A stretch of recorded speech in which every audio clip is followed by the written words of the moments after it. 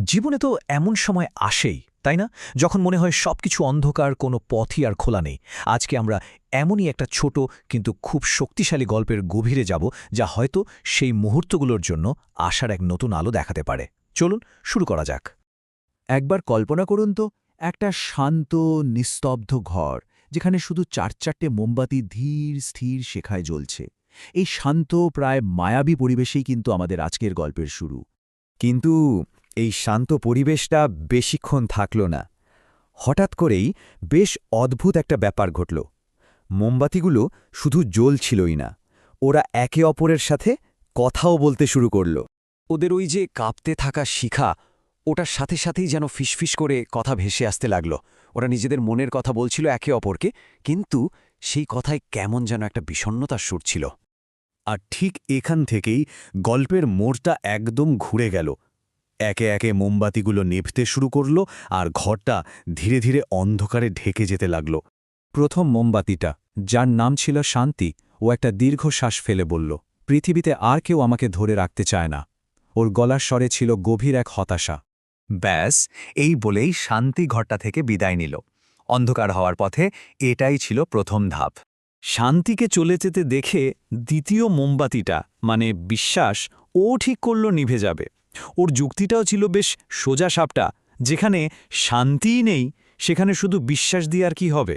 আর এই ভাবনার সাথেই বিশ্বাসও নিভে গেল। ঘরের হতাশাটা যেন আরও কয়েক গুণ বেড়ে গেল। এরপর এগিয়ে এলো ৩ নম্বর মোমবাতি, ভালোবাসা। ও তো দুঃখে প্রায় ভেঙেই পড়ল। ও বলতে লাগল, মানুষ আজকাল এত স্বার্থপর হয়ে গেছে যে ভালোবাসার যত্ন নিতেই ভুলে যায়।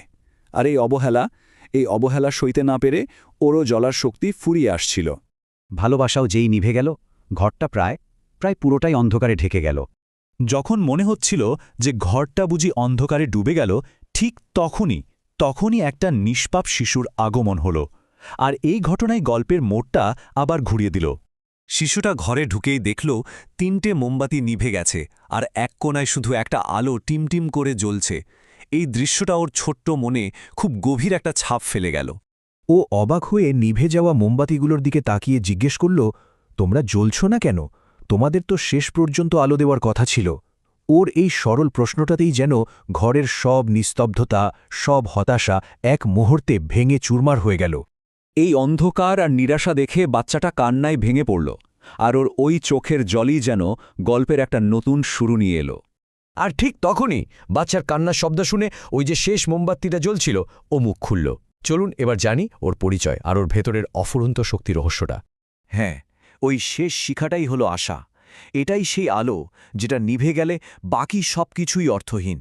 কিন্তু এটা যদি জ্বলে, তাহলে বাকি সব নিভে যাওয়া আলোকেও আবার জ্বালিয়ে তোলা সম্ভব। চতুর্থ মোমবাতি মানে আশা, ওর শান্ত কিন্তু খুব দৃঢ় গলায় শিশুটাকে বলল, ভয় পেও না। আসলে এই কথাটা শুধু ওই শিশুটার জন্যই ছিল না, ছিল আমাদের সবার জন্যই। তো এরপর এলো গল্পের সেই মুহূর্তটা, যখন সবকিছু আবার ঠিক হয়ে যায়। চলুন দেখি কিভাবে আলোটা আবার ফিরে এলো। শিশুটা আর দেরি করল না। ও আশা নামের মোমবাতিটা হাতে তুলে নিল, তারপর একে একে নিভে যাওয়া শান্তি, বিশ্বাস আর ভালোবাসাকে আবার জ্বালিয়ে দিল। আর দেখতে দেখতেই ঘরটা আগের থেকেও বেশি উজ্জ্বল আলোয় ভরে উঠল।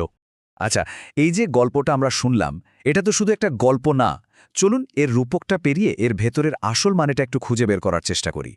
এই খুব সাধারণ দেখতে গল্পটা আসলে আমাদের নিজেদের জীবনেরই একটা প্রতিচ্ছবি, তাই না? প্রত্যেকটা মোমবাতি আমাদের ভেতরের এক একটা খুব গুরুত্বপূর্ণ অনুভূতির প্রতীক।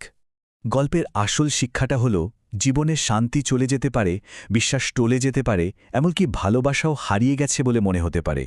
কিন্তু যতক্ষণ আশা বেঁচে আছে, যতক্ষণ আশার শিখাটা জ্বলছে, ততক্ষণ সবকিছুই ফিরিয়ে আনা সম্ভব।